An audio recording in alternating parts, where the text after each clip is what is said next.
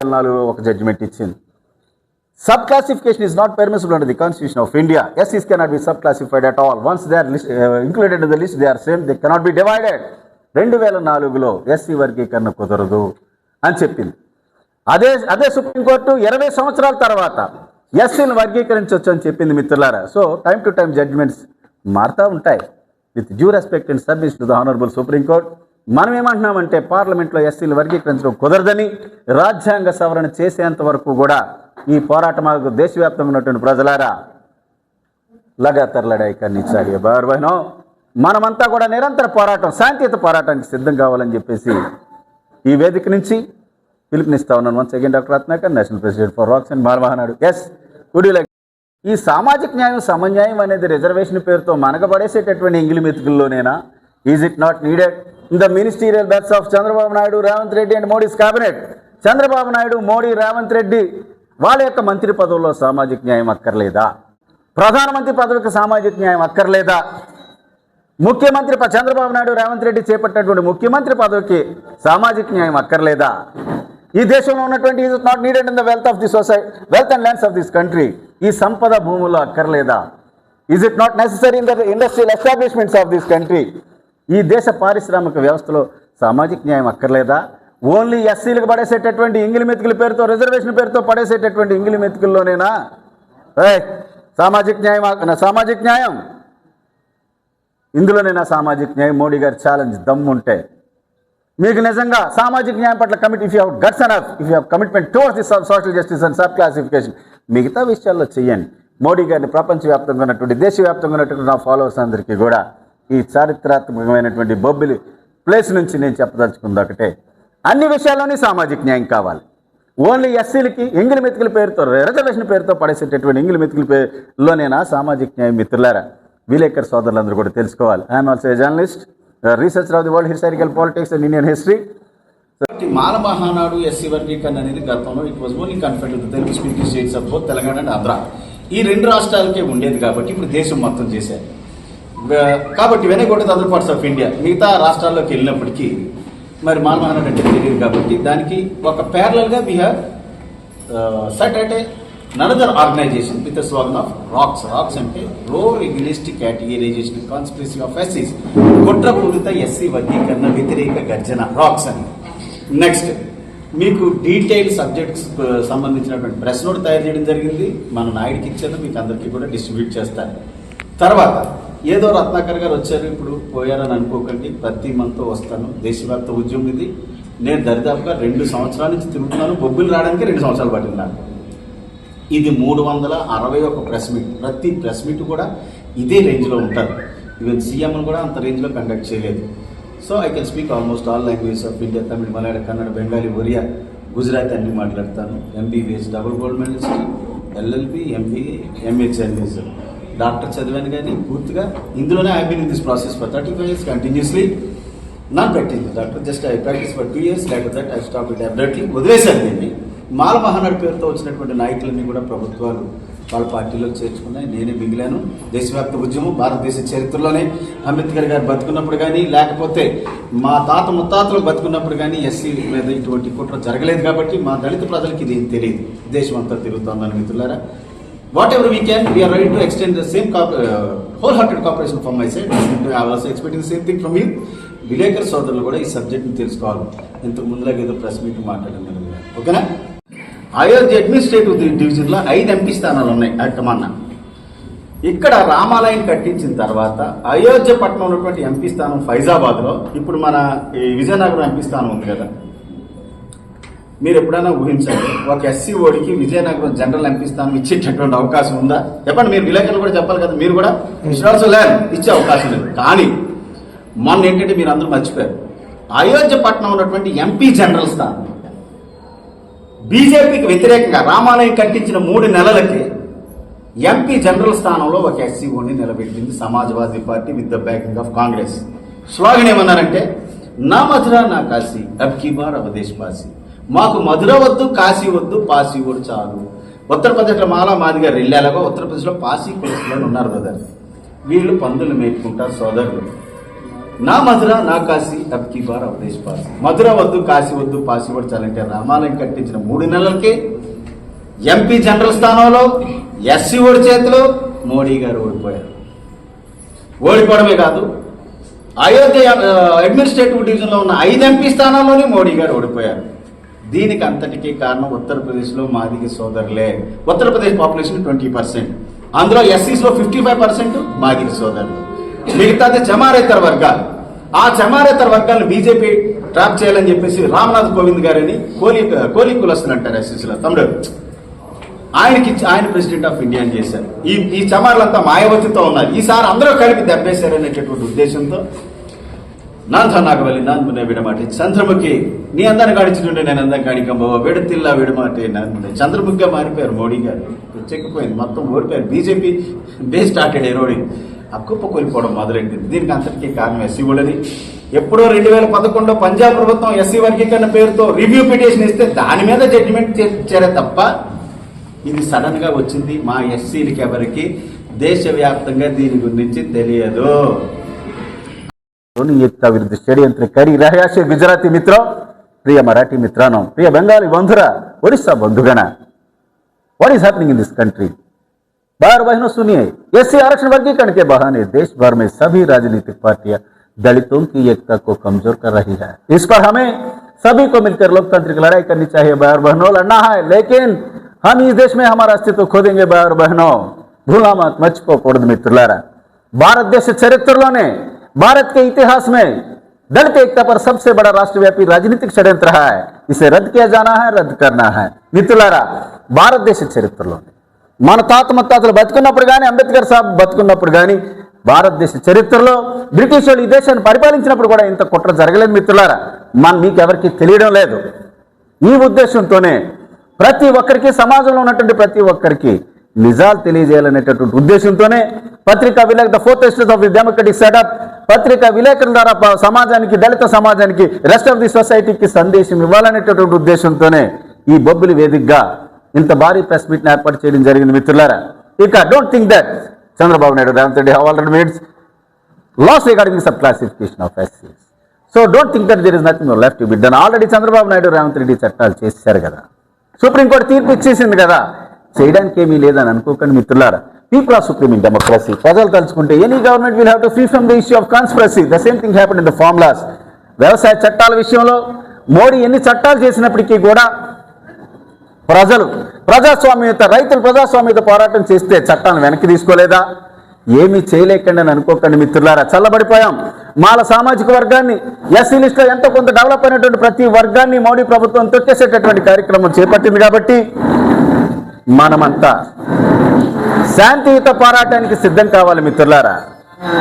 శాంతియుత పోరాటానికి సిద్ధం కావాలి, ప్రజాస్వామ్యత పోరాటానికి సిద్ధం కావాలి మిత్రులారా.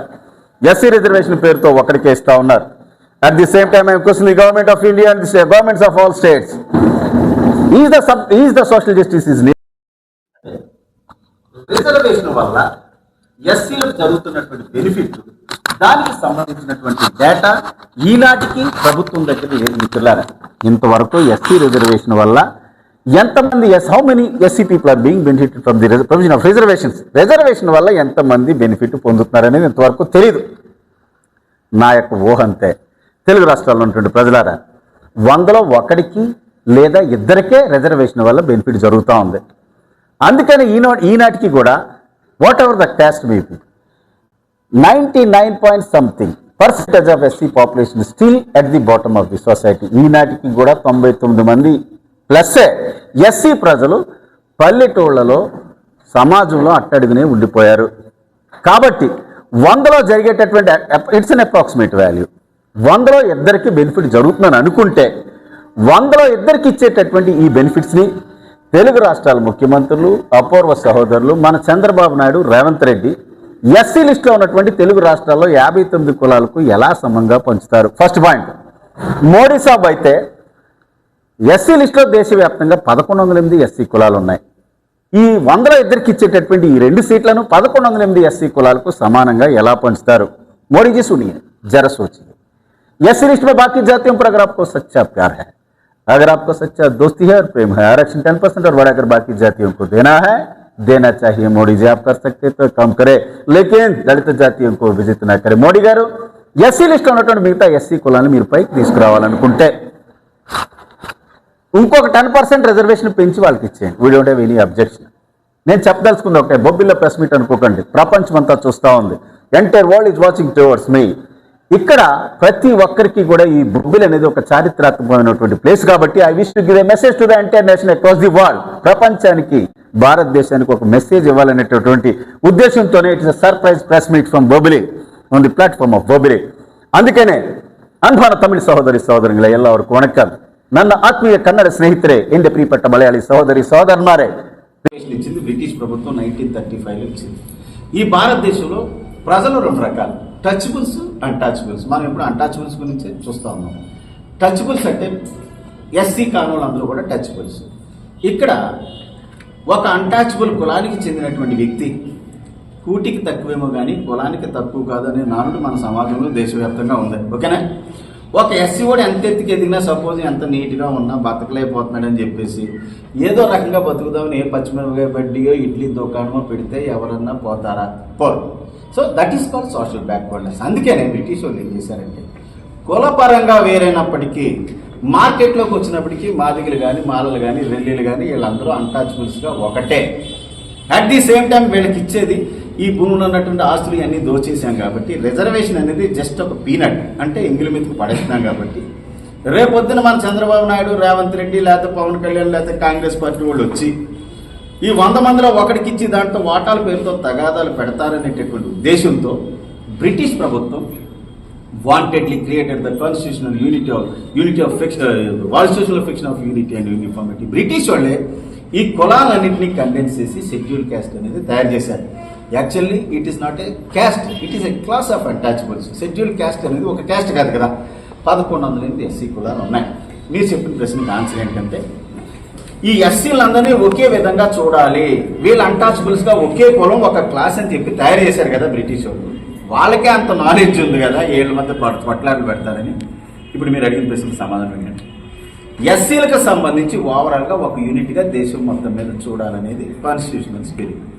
ఎస్సీలు దేశం మొత్తం మీద ఓవరాల్గా అన్ని విషయాల్లోని డామినేషన్ మాదిగ సోదరులే. నార్త్ ఇండియాలో చమార్లు అంటారు. ఒక్క తెలుగు రాష్ట్రాల్లో మీరు అన్నట్టుగా మాలలో ఒక స్టెప్ ముందున్నమాట. నిజమే, ఓవరాల్గా అన్ని విషయాల్లోని డామినేషన్ మాదిగలే. కాంచీరామ్ గారు మాదిగ. ప్లీజ్ ఫోన్ ఎవరు ఆపండి. కాంచీరామ్ గారు Madiga, Mayawati Madiga, Azad Chandrashekhar Ravan Madiga, Babu Jagjivan Rao Madiga, Sushil Kumar Shinde ex chief minister of Maharashtra Madiga, Channi ex chief minister of Punjab Charanjit Singh Channi Madiga, Jagannath Pahadia ex chief minister of Rajasthan, second in the states of both Punjab and Haryana. మొట్టమొదటిసారిగా ఈ దేశంలో ఎస్సీని విభజించింది కాంగ్రెస్ పార్టీ. ఎస్సీ వర్గీకరణ అనేది పంజాబ్ రాష్ట్రంలో 1975లో పంజాబ్, నెక్స్ట్ 1994లో హర్యానాలో చేశారు. దాన్ని పట్టుకొచ్చి మన చంద్రబాబు నాయుడు ఇక్కడ చేశారు. ఇప్పుడు మోడీ గారు వచ్చి దేశం మొత్తం చేశారు. ఇది ఎంతవరకు సాధ్యమో ఓకే. ఇంకా ఈ మధ్యకాలంలో రిజర్వేషన్ ఇచ్చేయండి అని కూడా చెప్తున్నారు. Reservation sir caste based. కొన్ని కులాలు అంటరాని కులాలుగా, వీకర్ సెక్షన్స్గా ఉన్నాయి కాబట్టి తరతరాలుగా మిమ్మల్ని కులం పేరుతో చీప్గా చూస్తున్నాం కాబట్టి, ఏ ఆస్తులు ఈ భూమి మీద మీకు ఇవ్వలేదు కాబట్టి, పంచలేదు కాబట్టి మా దగ్గర ఎంగిలి మెతుకులు మిగిలాయి, పులిహార ఎంగిలి మెతుకులు అవి కూడా ఈ తీసుకోండి పడేసినటువంటివే రిజర్వేషన్కి. ఎత్తే ban the cast, ban the reservation, nationalise the ban, distribute equally. అందరికి ఇచ్చేయండి, ఎవరికి కావాలి reservation. It's a compensatory adjustment. Reservation అనేది నేను డ్యామేజింగ్గా చూశాను కాబట్టి నష్టపరిహారంగా ఇచ్చారు. బ్రిటిష్ వాళ్ళు అదే అన్నారు కాన్స్టిట్యూషనల్ అసెంబ్లీలో, it is a compensatory adjustment. నష్టపరిహారంగా మీకు ఇచ్చేది రిజర్వేషన్ అని. రిజర్వేషన్ వల్ల నిజంగా డెవలప్ అయిపోతాయి. అందరూ అక్కడే ఉన్నారు కదా. ఇది పరిస్థితి. రెండోది, ఇంత సడన్గా రత్నాకర్ గారు మరి ఏంటి మీరందరూ రావడానికి ఇంత ప్రెస్ మీట్ ఏంటి అని అనొచ్చు. ఫైనల్గా మీరు అడగలేదు కాబట్టి నేను చెప్పదలుచుకున్నాను ఎందుకు పెట్టాల్సి వచ్చింది అనేది. మొన్న ఈ దేశాన్ని రామ జన్మభూమి, రామాలయం పేరుతో బీజేపీ అంటేనే ఉత్తరప్రదేశ్ అనేటటువంటి పరిస్థితుల్లో మొన్న రామాలయం కట్టించిన తర్వాత మొన్న జరిగినటువంటి ఎన్నికల్లో ఉత్తరప్రదేశ్లో దాదాపుగా మోడీ గారు 30 సీట్లు కోల్పోయారు, ఎంపీ సీట్లు. దానివల్లే ఆవిడ గవర్నమెంట్ ల్యాండెడ్ ఇన్ మైనారిటీ. మన చంద్రబాబు నాయుడు గారి సపోర్ట్తోనే సెంట్రల్ గవర్నమెంట్ అనేది ఏర్పడింది. ఇక్కడ చూడండి, అయోధ్య ఒక జడ్జిమెంట్ ఇచ్చింది. Subclassification is not permissible under the Constitution of India. SCs cannot be subclassified at all. Once they are included in the list, they are same. They cannot be divided. 2004లో SC వర్గీకరణ కుదరదు అని చెప్పింది. అదే supreme court 20 సంవత్సరాల తర్వాత ఎస్సీని వర్గీకరించవచ్చు అని చెప్పింది మిత్రులారా. So time to time judgements మారుతూ ఉంటాయి. With due respect and service to the honourable supreme court. మనం ఏమంటున్నామంటే పార్లమెంట్లో ఎస్సీలు వర్గీకరించడం కుదరదని, రాజ్యాంగ సవరణ చేసేంత వరకు కూడా ఈ పోరాటం దేశవ్యాప్తంగా ఉన్నటువంటి ప్రజలారా లగాతార్ లడాయి కర్నీ చాహియే బార్ బహనో.